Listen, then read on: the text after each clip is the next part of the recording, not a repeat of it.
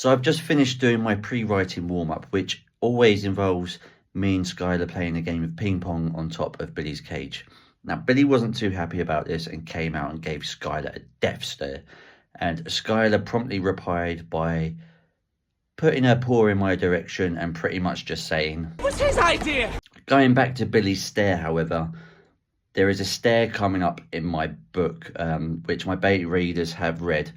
And there's lots of different stares in the world, like obviously you've heard about the Vietnam War stare. In the kitchen world, we have the kitchen stare. The point of this stare, though, is from a character. I don't want to say who's doing this particular stare.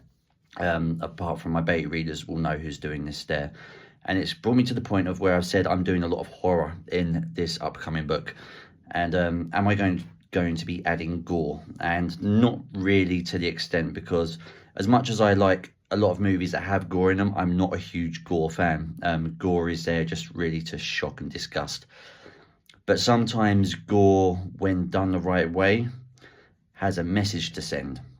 And I actually need a really brutal, vile scene to explain why this character has that certain stare. Now, this means I have to delve into my own knowledge of how the human mind works and people in general, because as we all know, you all know, I've done the video on Junko Furuta. I know people out there are messed up, and I also know that I am capable myself of some quite sadistic thoughts, because let's just say that a lot of people that I've once associated should be grateful that we don't actually have an annual purge. Hold the fuck up! But I will also not be going into this book with all my other books with a trigger warning, because at the end of the day, I need this scene to work. And if it can make this character have the stare, I know it's going to have that effect in you as well.